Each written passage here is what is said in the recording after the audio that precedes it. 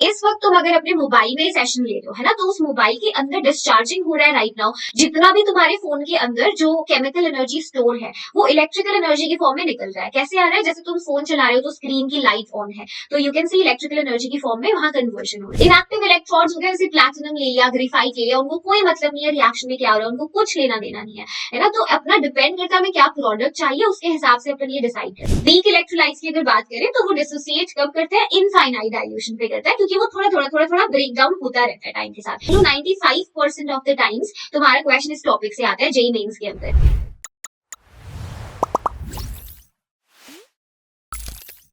Hey guys, hi, I hope आप सब लोग बहुत अच्छे हैं। Welcome to Vedantu. तो आज के सेशन में हम इलेक्ट्रोकेमिस्ट्री का क्विक रिवीजन करने वाले हैं जेईई मेंस एग्जाम के साथ। मेरे साथ मैं हूं शिल्पी कौशिक और अब हम शुरू कर रहे हैं एक बहुत ही ज्यादा इंपॉर्टेंट टॉपिक जहां से एक क्वेश्चन जरूर आएगा एग्जाम में। तो सबसे पहले तो यार चैनल पे ना सब्सक्राइब हो जाओ, because I don't want you to miss on कोई भी ऐसा सेशन जो तुम्हें तुम्हारे एग्जाम में 99 परसेंटाइल दिलाने वाला है। तो मेक श्योर चैनल पे सब्सक्राइब रहे। और दूसरी चीज, शिल्पी मैम ने ना बहुत ज्यादा टाइम लगाकर आज के सेशन के नोट्स बनाए हैं, क्योंकि मैं चाहती हूँ कि एक छोटे टाइम पीरियड के अंदर तुम्हें एक इतना इंपॉर्टेंट चैप्टर इलेक्ट्रोकेमिस्ट्री बिल्कुल क्रिस्प तरीके से मिल जाए। तो नोट्स के अंदर मैंने बहुत बारीकी से एक एक चीज ऐड की है फॉर अ क्विक रिविजन, क्योंकि अब तुम्हारे पास समय नहीं है कि तुम अलग से शॉर्ट नोट्स बनाओ, है ना, मेन पॉइंट्स अलग से नोट डाउन करते रहो। तो उसके लिए शिल्पी मैम ही प्रोवाइड कर रहे हैं तुम्हें। तो पीडीएफ सेशन का कहाँ से लोगे? इसी वीडियो के डिस्क्रिप्शन बॉक्स में लिंक है, उसको ओपन करना, पीडीएफ मिल जाएगा, ठीक है। और जैसे ही तुम लोग ये सेशन लगा लो पूरा इलेक्ट्रोकेमिस्ट्री जो छोटा सा होने वाला है, उसके बाद मैं चाहती हूँ कि तुम खुद को टेस्ट करो कि तुमने कितने क्वेश्चंस इस डीपीपी के सही किए हैं, तुमने आज की क्लास से कितना ही ज्यादा सीखा है, ठीक है। तो प्लीज डीपीपी देना। और मेंस के वेटेज की अगर मैं बात करूं, ऑन एन एवरेज एक सवाल यहाँ से जरूर देखने को मिलता है, ठीक है। तो अगर हम शुरू करते हैं इलेक्ट्रोकेमिस्ट्री के अंदर, बेसिकली हम लोग पढ़ने वाले हैं इंटर रिलेशन या इंटर कन्वर्जन तुम बोल सकते हो, इलेक्ट्रिकल एनर्जी और केमिकल एनर्जी का। तो चैप्टर के अंदर अपन जो दो तरीके के सेल्स पढ़ते हैं, एक सेल है इलेक्ट्रोलिटिक सेल और दूसरा है गैल्वेनिक सेल। ओके, सो इलेक्ट्रोलिटिक सेल की अगर अपन बात करें तो इसका काम होता है ये इलेक्ट्रिकल एनर्जी को केमिकल एनर्जी के अंदर कन्वर्ट करता है। फॉर एग्जाम्पल, जब तुम अपना फोन चार्ज करते हो, जब तुम्हारे फोन की चार्जिंग हो रही होती है, तो चार्जर से इलेक्ट्रिकल एनर्जी आ रहा है और वो फिर फोन के अंदर केमिकल एनर्जी के रूप में स्टोर होता है, ठीक है। तो ये वो वाले सेल्स होते हैं। इन सेल के अंदर एक ही टैंक होता है, एक ही इलेक्ट्रोलिटिक टैंक होता है और उसके अंदर अपन एनोड लेते हैं और कैथोड लेते हैं। तुम कभी भी एनोड कैथोड को साइन से नहीं याद रखोगे, कभी ये मत सोचना एनोड हमेशा पॉजिटिव होता है, नहीं, गैल्वेनिक सेल में वो साइंस अलग हो जाते हैं। तो तुम्हें एक चीज जो हमेशा सही होती है, अप्लाई होती है, वो ये होती है कि एनोड पे हमेशा ऑक्सीडेशन होगा, दिस इज ट्रू, और कैथोड पे अपना हमेशा क्या होगा? रिडक्शन होगा, ठीक है। ये बात सही है, तो इसको तुम ध्यान रखना हमेशा। तो चार्जिंग वाला अपना इसका टाइप हो जाएगा एग्जाम्पल। सेकेंड अपने गैल्वेनिक सेल है। इन सेल के अंदर galvanic cells they will convert chemical energy into electrical energy. जैसे इस वक्त तुम अगर अपने मोबाइल में सेशन ले रहे हो, है ना, तो उस मोबाइल के अंदर डिस्चार्जिंग हो रहा है राइट नाउ। जितना भी तुम्हारे फोन के अंदर जो केमिकल एनर्जी स्टोर है वो इलेक्ट्रिकल एनर्जी की फॉर्म में निकल रहा है। कैसे आ रहा है? जैसे तुम फोन चला रहे हो तो स्क्रीन की लाइट ऑन है, तो you can see electrical energy की फॉर्म में वहां कन्वर्जन हो रहा है। तो गैल्वेनिक सेल स्पॉन्टेनियस नेचर के होते हैं, है ना, और इनका डेल्टा जी क्या होगा बताओ? स्पॉन्टेनियस है तो जल्दी बताओ मैम को, डेल्टा जी के बारे में बताओ। एक स्पॉन्टेनियस सेल के डेल्टा जी के बारे में हम क्या बोल सकते हैं? अभी की अभी राइट नाउ कमेंट करो, राइट। चलो, और यहाँ ये नॉन स्पॉन्टेनियस होते हैं इलेक्ट्रोलिटिक सेल। तो अपन पहले बात करते हैं गैल्वेनिक सेल की। तो गैल्वेनिक सेल में अपना बहुत कॉमन टाइप या बोलो एग्जाम्पल होता है डैनियल सेल का, ठीक है। तो लिखा हुआ है हमने, इट इज ए गैल्वेनिक या वोल्टाइक सेल। इसके अंदर हम क्या करते हैं, हाँ ये चीज नोटिस करो, गैल्वेनिक सेल में दो अलग अलग कंटेनर्स होते हैं। जैसे इलेक्ट्रोलिटिक में तो एक ही टैंक में एनोड कैथोड है, यहाँ पे दो अलग कंटेनर्स होते हैं, एक में अपना एनोड होता है, एक में कैथोड होता है, कनेक्टेड होते हैं सॉल्ट ब्रिज के थ्रू, ठीक है, सॉल्ट ब्रिज के थ्रू। तो यहाँ पर देखो अपने गैल्वेनिक सेल में एक कॉपर होगा, एक टैंक के अंदर कॉपर को हम कॉपर सल्फेट सोल्यूशन के अंदर डिप करते हैं, ठीक है, और दूसरा जिंक होता है, उसको अपन जिंक सल्फेट के अंदर डिप करते हैं, बीच में सॉल्ट ब्रिज से कनेक्टेड होते हैं ये, राइट। तो इसके अंदर क्या हो रहा है, कन्वर्जन वही केमिकल एनर्जी का इलेक्ट्रिकल एनर्जी में हो रहा है, और वहां पर एक रेडॉक्स रिएक्शन होती है डैनियल सेल में। वो क्या है रेडॉक्स रिएक्शन, जो जिंक है अपना वो ऑक्सीडाइज होता है जिंक Zn2+ के अंदर, कॉपर जो है कॉपर वाले कंटेनर में copper ions gain the electron और वो कॉपर की तरह डिपॉजिट होते हैं, ठीक है। तो अपना ऑक्सीडेशन हो रहा है, जिंक Zn2+ में जा रहा है ऑक्सीडेशन, रिडक्शन कॉपर 2+ से कॉपर, है ना। तो ऑक्सीडेशन रिडक्शन पहचान लोगे, ऑक्सीडेशन को ध्यान रखो हमेशा, जहां पर ऑक्सीडेशन नंबर का इंक्रीमेंट देखने को मिलता है वो ऑक्सीडेशन, ठीक है। रिडक्शन में तुम्हें ऑक्सीडेशन नंबर का डिक्रीमेंट देखने को मिलता है, राइट। तो जो डायरेक्शन है इलेक्ट्रॉन के मूवमेंट की यहाँ पर वो जिंक से कॉपर होता है, तो जहां भी इलेक्ट्रॉन के मूवमेंट की डायरेक्शन होता है उससे उल्टा तुम्हारे करंट की डायरेक्शन होती है ना। तो ये कुछ पॉइंट्स को ध्यान रखना। फिर अपन बात करते हैं सेल की पोटेंशियल को हम कैसे निकालेंगे। तो किसी जब भी हम स्टैंडर्ड कंडीशन के ऊपर सेल का पोटेंशियल निकालते हैं, है ना, तो उसके लिए अपना क्या एक्सप्रेशन होता है, हमेशा तुम इसी तरीके से फॉलो करना। ई नॉट सेल अपन निकालेंगे जो स्टैंडर्ड रिडक्शन पोटेंशियल कैथोड का रहेगा माइनस स्टैंडर्ड रिडक्शन पोटेंशियल जो अपने एनोड का रहेगा, राइट। एनोड कैथोड, अच्छा सेल का रिप्रेजेंटेशन भी देख लो, राइट। ऊपर ही लिख लेते हैं इसका, डैनियल सेल का रिप्रेजेंटेशन क्या होगा। देखो जब रिप्रेजेंटेशन करते हो तो पहले अपना एनोडिक पार्ट लिखा जाता है, तो जो जिंक है वो किस में जा रहा है, जिंक आयोन्स के अंदर, है ना। फिर वो सॉल्ट ब्रिज से कनेक्टेड है, ठीक है। फिर कैथोडिक पार्ट आता है जहां पे कॉपर आयोन्स तुम्हारा इलेक्ट्रॉन गेन करके कॉपर की तरह डिपॉजिट हो रहे हैं। ये सेल रिप्रेजेंटेशन है, एनोड लेफ्ट हैंड साइड में, कैथोड अपना राइट हैंड साइड के अंदर, ठीक है। चलिए तो हाँ ये कर लिया हमने। अब सेल पोटेंशियल का मैम ने यहाँ पर लिख दिया है काफी सारी चीजें। एक और ध्यान रखना, कभी कभी पेपर में तुम्हें रिडक्शन पोटेंशियल दिया और मान लो तुम ऑक्सीडेशन पोटेंशियल चाहते हो उसका, तो कुछ नहीं होता, मैग्नीट्यूड सेम होता है, बस चार्ज रिवर्स हो जाता है। मतलब स्टैंडर्ड रिडक्शन पोटेंशियल की जो भी वैल्यू है ना, वो और स्टैंडर्ड ऑक्सीडेशन पोटेंशियल की वैल्यू उसकी साइन को रिवर्स कर दो उतनी होती है। जैसे reduction potential, standard reduction ma'am ने बोला 32 वोल्ट है, तो स्टैंडर्ड ऑक्सीडेशन पोटेंशियल सेल का -32 वोल्ट होगा, समझ रहे हो। चलिए ये बहुत फेमस रिलेशन है जो तुम हर चैप्टर में फिजिकल के इतने सारे चैप्टर्स में पढ़ चुके हो, डेल्टा जी और ई नॉट सेल का रिलेशन। तो जो अपना एक्सप्रेशन होता है डेल्टा जी है that is equal to -NF E cell. अगर स्टैंडर्ड कंडीशंस पे लिख रहे हो तो अपन नॉट लगा के delta G naught -NF E naught of cell, ठीक है। अब यहाँ पर ये कंडीशंस पता है तुम्हें, जब भी डेल्टा जी नेगेटिव होगा सेल EMF पॉजिटिव है तो अपना स्पॉन्टेनियस होता है प्रोसेस। अब याद करो जो मैम ने शुरू में क्वेश्चन पूछा था उसका आंसर मिल गया, yes. Delta G negative <0 for spontaneous cell, okay. ऐसे अगर डेल्टा जी पॉजिटिव है EMF सेल का नेगेटिव है तो अपना नॉन स्पॉन्टेनियस होता है। अगर डेल्टा जी 0 सेल का EMF 0 तो वो अपनी इक्विलिब्रियम कंडीशन होती है, ठीक है। चलिए ये बहुत इंपॉर्टेंट है, हर साल एग्जामिनर, अब मैं बोलूं 95% ऑफ द टाइम्स तुम्हारा क्वेश्चन इस टॉपिक से आता है जेई मेंस के अंदर, जो कि है नर्स्ट इक्वेशन। तो नर्स्ट इक्वेशन का सीधा एक्सप्रेशन तुम ध्यान रखो, EMF जो है अपनी सेल का, अब जैसे स्टैंडर्ड कंडीशन के लिए तो IUPAC ने हमें लिस्ट दिया हुआ है ना रिडक्शन पोटेंशियल का, बट किसी और कंडीशन पे अगर मुझे सेल का EMF पता करना होता है तो मैं नर्स्ट इक्वेशन का यूज करती हूँ, जो कि बराबर होता है E नॉट ऑफ सेल, है ना, स्टैंडर्ड EMF सेल का -RT/NF log product concentration divided by reactant concentration. अब ये क्या कॉन्सेंट्रेशन है, एक्चुअली ये क्यू होता है, रिएक्शन क्वेश्चन होता है। जैसे मान लो अपनी रिएक्शन है ये A moles of A gas है, ठीक है, B moles of B aqueous solution के साथ मिलके हमें C moles of C gas देती है। तो अगर मुझे इसके लिए Q लिखना है तो हम क्या लिखते हैं, प्रोडक्ट की concentration raise to the power stoichiometric coefficient, है ना। ऐसे ही रिएक्टेंट की कॉन्सेंट्रेशन की पावर उनका स्टोइकियोमेट्रिक कोफिशिएंट, ठीक है। अब A यहाँ पे गैस है तो गैस के लिए अपन क्या लेते हैं, प्रेशर को लेते हैं, गैस के लिए अपन प्रेशर को लेते हैं, ठीक है।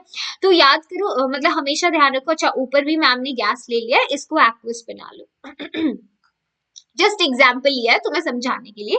तो सी अपना एक्वस ले लिया तो कॉन्सेंट्रेशन, तो मतलब गैसेस के केस में हम प्रेशर लेते हैं, और अगर एक्वस सॉल्यूशन है तो कॉन्सेंट्रेशन ले सकते हो। सॉलिड और लिक्विड के लिए अपन यूनिटी लेते हैं, उनको ऐसे लिखना है, ठीक है। तो ये कंडीशन है। तो अब यहाँ पर अगर मान लो मैं इक्विलिब्रियम, हाँ ये भी देखो मैम ने अटैच कर दिया है, जब तुम्हारे पास टेम्परेचर दिया हो 25 डिग्री सेल्सियस, है ना, और ये सारी कंडीशन एफ की वैल्यू तुम रखो 96500 कूलम पर मोल, जो 1 मोल इलेक्ट्रॉन का चार्ज है।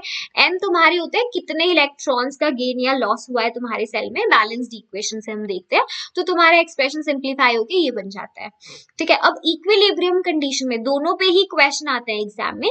इक्विलिब्रियम के लिए जो अपना सेल का ईएमएफ है वो 0 हो जाएगा, अभी पीछे बताया। तो उस केस में हमारा एक्सप्रेशन ये निकल के आता है, ठीक है। तो ध्यान रखना, दिस इज वेरी इंपॉर्टेंट, तुम मिस कर देते हो मत करना, ओके, इंपॉर्टेंट है।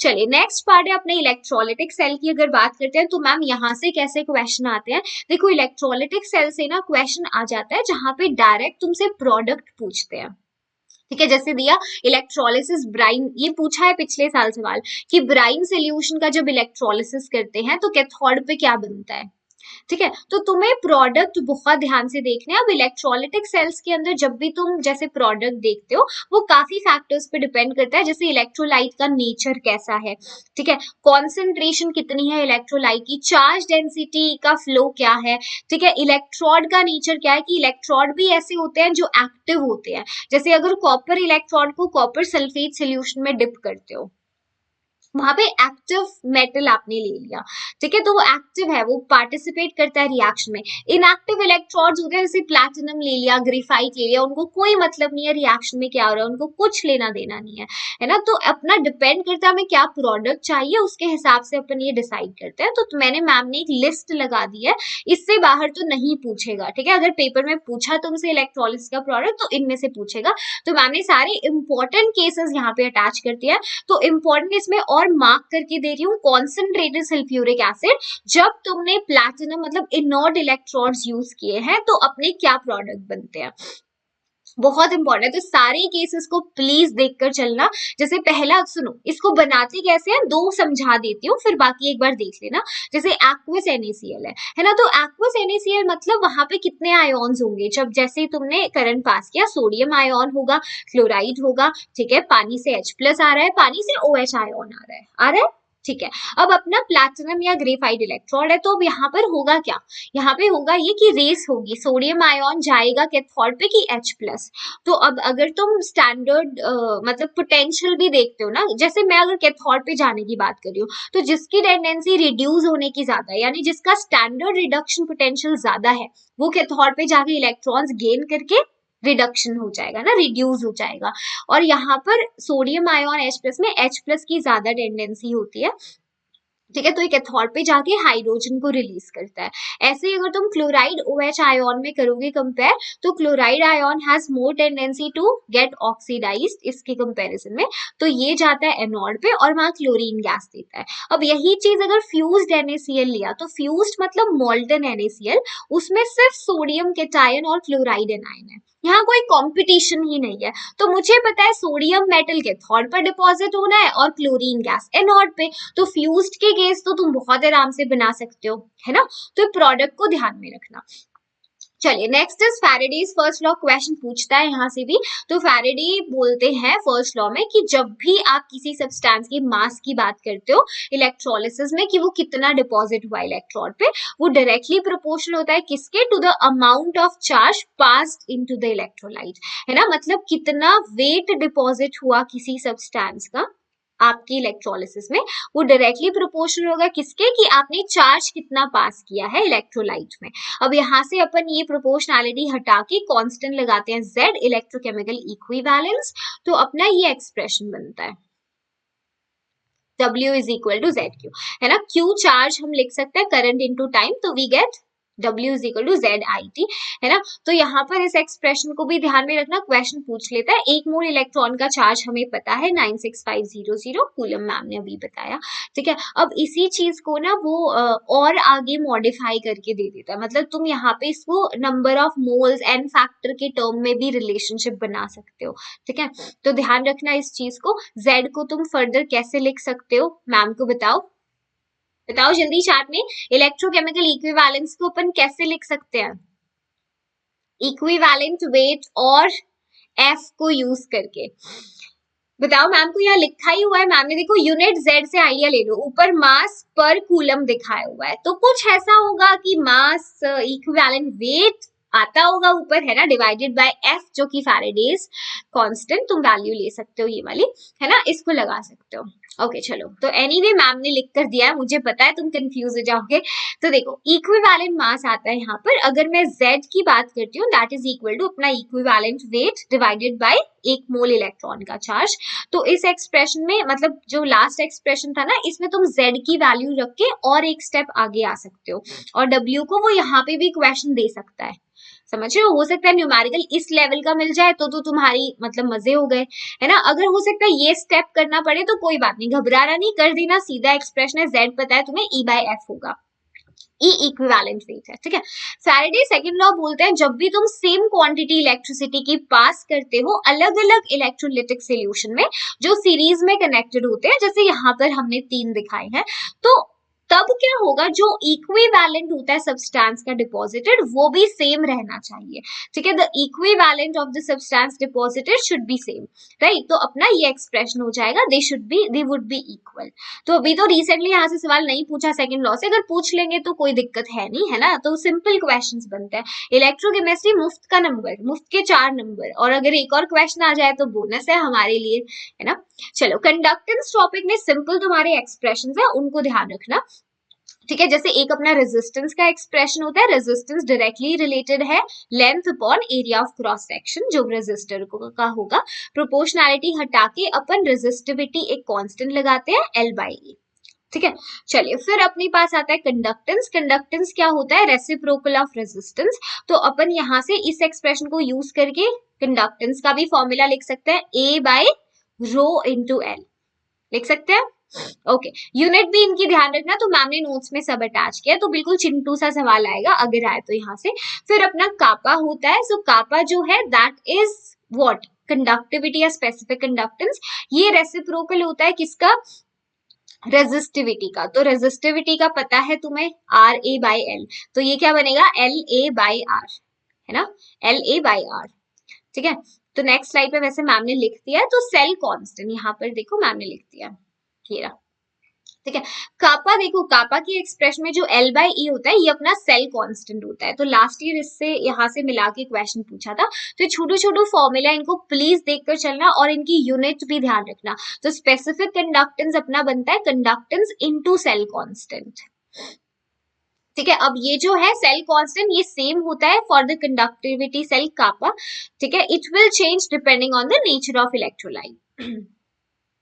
सेल कांस्टेंट सेम है, तुम एक बात करो कंडक्टिविटी सेल के लिए, बट कापा जो होता है वो नेचर ऑफ इलेक्ट्रोलाइट पर डिपेंड करता है। यहाँ पर मैम ने इन सब के लिए तुम्हें यूनिट के साथ ये चीज डिफाइन कर दी है, जैसे कंडक्टेंस है, specific conductance, molar conductance, equivalent conductance. तुम्हें बहुत कंफ्यूजन होता है तो मैम ने टेबल बनाकर इसमें सब कुछ पुट कर दिया। जैसे अपने पास कापा है स्पेसिफिक कंडक्टेंस, जो कंडक्टेंस होता है 1 यूनिट वॉल्यूम का, है ना। मोलर कंडक्टेंस क्या है, कंडक्टेंस ऑफ दैट वॉल्यूम जिसमें एग्जैक्टली मतलब 1 मोल से कितना आ रहा है कॉन्ट्रीब्यूशन, और ये 1 ग्राम इक्विवेलेंट के लिए होता है, ठीक है। अब ये बहुत इंपॉर्टेंट है, कॉन्सेंट्रेशन का चेंज क्या होगा। देखो कितने अच्छे से टेबल में तुम्हें सारी इंपॉर्टेंट चीजें मिल गई, सिंबल मिल गया, चेंज विद कॉन्सेंट्रेशन जहां से क्वेश्चन आए हुए हैं एग्जाम में, है ना। तो इस चीज को प्लीज ध्यान में रखना, ठीक है। आगे वैसे मैम ने अलग से अटैच किया है, तो तुम्हारी प्रैक्टिस के लिए अटैच किया है कि क्विकली तुम रिवाइज कर पाओ। ये दूसरी स्लाइड में मैम ने फॉर्मूला अटैच कर दिया तुम्हारे कंडक्टेंस का,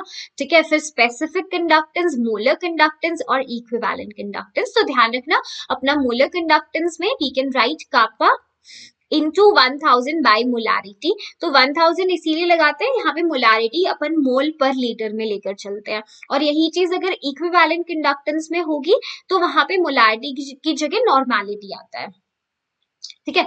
तो इन चीजों का ध्यान रखना। फिर डाइल्यूशन का इफेक्ट क्या होता है मोलर कंडक्टिविटी पे, कापा पे। तो अगर तुम्हारे पास वीक इलेक्ट्रोलाइट होता है ना, तो वीक इलेक्ट्रोलाइट के लिए जो उसका डिग्री ऑफ डिसोसिएशन होता है यानी अल्फा, वो इंक्रीज करता है डाइल्यूशन के साथ, ऑसवेल्ड डिल्यूशन लॉ में भी हमने पढ़ा है ना। और अब हमें पता है कि जितने भी नंबर ऑफ आयोन्स हैं वो भी तो इंक्रीज कर रहे हैं, किसके साथ, डाइल्यूशन के साथ। तो इसका मतलब मोलर कंडक्टेंस भी बढ़ेगी, मोलर कंडक्टेंस भी बढ़ेगी, ठीक है। और हम वीक इलेक्ट्रोलाइट्स की अगर बात करें तो वो डिसोसिएट कब करते हैं, इनफाइनाइट डाइल्यूशन पे करते हैं, क्योंकि वो थोड़ा थोड़ा ब्रेक डाउन होता रहता है टाइम के साथ। तो वीक इलेक्ट्रोलाइट के लिए तुम ध्यान रखना मोलर कंडक्टेंस इंक्रीज ही हो रही है। और हम यहाँ पे यूज भी करते हैं अपना ऑसवेल्ड डिल्यूशन लॉ, है ना। तो उसके लिए मैम ने अल्फा का भी एक्सप्रेशन यहाँ पे लिखा है तुम्हारे लिए वीक इलेक्ट्रोलाइट का। मोलर कंडक्टिविटी किसी कॉन्सेंट्रेशन C पे divided by molar conductivity at infinite dilution. ये इसको तुम खोलरॉश लॉ के एप्लीकेशन में भी रख सकते हो, ठीक है। ये अपना अल्फा है, ठीक है, ये अपनी Ka की वैल्यू है, सो K में तुम अल्फा की वैल्यू रखोगे तो ये एक्सप्रेशन बन जाएगा। ये तो आयनिक इक्विलिब्रियम में मैंने कराया था तुम्हें, वहां पे भी रिवाइज अच्छे से, है ना। स्ट्रॉन्ग इलेक्ट्रोलाइट के लिए अगर तुम बात करते हो तो जो मोलर कंडक्टेंस है वो इंक्रीज करेगा डाइल्यूशन के साथ, ठीक है। अब होता क्या है यहाँ पे हम अगर इफेक्ट अच्छे से पढ़े डिबाई हकल इक्वेशन के साथ, तो तुम्हें कुछ ग्राफ तुमने हमेशा देखी होगी, तुम मेरे नोट्स जाकर देख सकते हो, सेशन का वन शॉट देख सकते हो, ठीक है, वहां भी मैम ने कराया। तो स्क्वायर रूट ऑफ कॉन्सेंट्रेशन और मोलर कंडक्टिविटी का अगर हम प्लॉट करते हैं तो स्ट्रॉन्ग इलेक्ट्रोलाइट के लिए कुछ ऐसा ग्राफ होता है, ठीक है। क्योंकि स्ट्रॉन्ग इलेक्ट्रोलाइट के लिए अल्फा की वैल्यू 1 होती है, वो पूरा टूट जाता है। तो इस ग्राफ को एक्स्ट्रापोलेट करके जब ये ग्राफ यहाँ पर टच करेगी इस पॉइंट पे, तुम इस ग्राफ को ऐसे रीड किया करो, है ना, ऐसे इधर की तरफ कॉन्सेंट्रेशन कम होती जाती है, ठीक है। जब कॉन्सेंट्रेशन तुम्हारी अप्रोच करती है 0 पे, वॉल्यूम अप्रोच करती है टेंस टू इंफिनिटी, मतलब इनफाइनाइट डाइल्यूशन का केस यहाँ पे मिल जाता है। तो एक स्ट्रॉन्ग इलेक्ट्रोलाइट के लिए मोलर कंडक्टिविटी इनफाइनाइट डिल्यूशन पे अपन निकाल सकते हैं। लेकिन यही ग्राफ अगर तुम वीक इलेक्ट्रोलाइट के लिए देखोगे तो कुछ ऐसा होगा, ठीक है। क्योंकि वीक इलेक्ट्रोलाइट के लिए ना अल्फा 1 नहीं होता, वो धीरे धीरे टूटते रहते हैं और एक पॉइंट पे इतने सारे आयोन्स हो जाते हैं कि मोलर कंडक्टिविटी एकदम बढ़ जाती है। तो इस ग्राफ को एक्स्ट्रापोलेट करके हम लोग निकाल नहीं पाते हैं वीक इलेक्ट्रोलाइट की molar conductivity at infinite dilution, इसीलिए हम लोगों ने फिर खोलरॉश लॉ पढ़ा, ठीक है। फिर खोलरॉश आए थे, मेन ऑब्जेक्टिव उनका इसलिए था कि वीक इलेक्ट्रोलाइट के लिए मैं बताना चाहता हूँ मोलर कंडक्टिविटी इनफाइनाइट डिल्यूशन पे, बट अप्लाई वो अब हर जगह होता है, ठीक है, सबके लिए। तो ये चीज ध्यान रखना। अच्छा, यहाँ पर देखो जो अपनी स्पेसिफिक कंडक्टेंस कापा की अगर मैं बात करूं डाइल्यूशन के साथ, तो कापा की डेफिनेशन में आप क्या पढ़ते हो कि कितना कंडक्टेंस है 1 centimetre cube of the solution, है ना।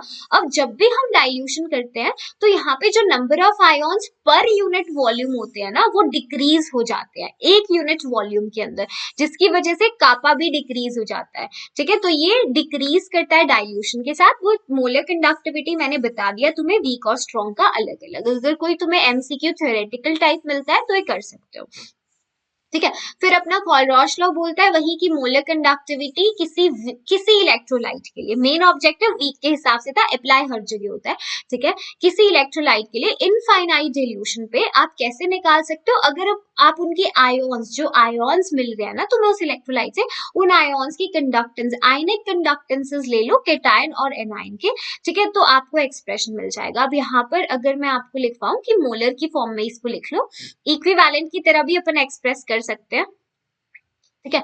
हाँ, तो यहाँ पर देखो ये कि molar conductivity infinite dilution में डेफिनेशन उसका अटैच है, तो ऐसे देख लो, कोई कुछ अलग नहीं होगा। तो AX/BY टाइप सॉल्यूशन के लिए हम स्टोइकियोमेट्रिक कोफिशिएंट को भी थोड़ा सा कंसिडर करते हैं उस केस में, तो इस एक्सप्रेशन को थोड़ा सा अपन चेंज कर लेंगे। हाँ, जैसे मैम ना एक एग्जाम्पल लेकर बताती है तुम्हें, ठीक है। तो जैसे मान लो अपने पास कोई नॉर्मल, मैम ने बोला कि हमारे पास एक, ये देखो, ठीक है, AB टाइप का कोई हमने ले लिया इलेक्ट्रोलाइट, ठीक है। तो जब भी हम जब वो ब्रेक करेगा वो ऐसे ब्रेक करेगा केटायन में और एनायन में, है ना। तो यहाँ पे बस यही है, जब मोलर कंडक्टिविटी इनफाइनाइट डिल्यूशन पे रख रहे हो तो तुम्हें ना इनकी स्टोइकियोमेट्री भी ध्यान में रखना है, स्टोइकियोमेट्रिक कोफिशिएंट। जैसे अगर मैंने AB2 लिख दिया तो A पे 2+ चार्ज है और 2 मोल B नेगेटिव आयोन है, तो यहाँ पे केटायन से, केटायन की आयनिक conductivity plus twice of anion की आयनिक कंडक्टिविटी, तो स्टोइकियोमेट्रिक कोफिशिएंट को भी तुम्हें लेना होता है पिक्चर में, जब इक्विवेलेंट कंडक्टिविटी लिखोगे उस केस में तुम स्टोइकियोमेट्रिक कोफिशिएंट को हटा सकते हो, उनको इग्नोर कर सकते हो, ठीक है। तो सिंपल है। हाँ जी, चलो तो मैम ने थोड़ा सा चेंज किया ax by का, मैम ने ऐसे करके एग्जाम्पल लेके समझा दिया है तुम्हें AB2 वाला टाइप करके, ठीक है, ताकि तुम्हें आराम से समझ आ जाए। तो आई गेस सॉर्टेड है, इसमें कोई कंफ्यूजन नहीं है तुम्हें। कॉलरॉश लॉ तो तुम्हारा फेवरेट होता है, काश यहाँ से सवाल आ जाए मैम पेपर में, हम तो बहुत खुश हो जाएंगे, है ना।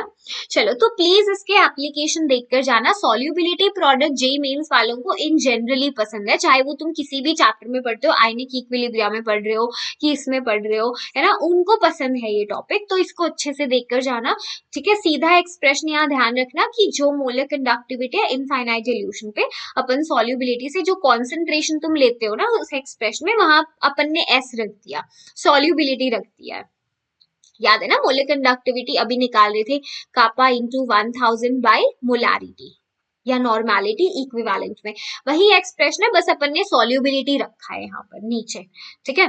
अब ऐसे ही अपन KSP भी लिख सकते हैं, सॉल्युबिलिटी प्रोडक्ट भी लिख सकते हैं। अगर कोई इलेक्ट्रोलाइट है AX/BY टाइप का, तो कैसे ब्रेक होगा बताओ, X मोल्स ऑफ A पर Y प्लस चार्ज, ठीक है, और अपना ये क्या है B पर, है ना, B के कितने होंगे Y moles of B X negative, है ना। तो जब भी तुम मान लो इसकी सॉल्युबिलिटी S थी, इसकी भी S थी, ठीक है, तो जब तुम लिखते हो KSP का एक्सप्रेशन, तो तुम्हें क्या करना होता है, जैसे X moles of AY plus की पावर X, स्टोइकियोमेट्रिक कोफिशिएंट को भी पावर में चढ़ाना पड़ता है, BX माइनस की पावर Y, लाइक दैट। तो इसको अपन सिंप्लीफाई करके ऐसे लिख सकते हैं, सॉल्युबिलिटी लिया था तो S लिख लो, ठीक है। हाँ, मतलब ऐसे लिखो, सुनो, ये मैं बता रही थी कि किसके लिए हमने लिया, इसको एक्सप्रेस ऐसे करना है तुमने कि जैसे स्टोइकियोमेट्रिक कोफिशिएंट है और उसकी सॉल्युबिलिटी XS ऑफ की पावर में स्टोइकियोमेट्रिक कोफिशिएंट, ठीक है, ऐसे ये Y है और इसकी सॉल्युबिलिटी SYS की पावर में स्टोइकियोमेट्रिक कोफिशिएंट। तो अब इसको ओपन करोगे तो you will get X raise to power X, Y raise to power Y और solubility raise to the power X plus Y, ठीक है।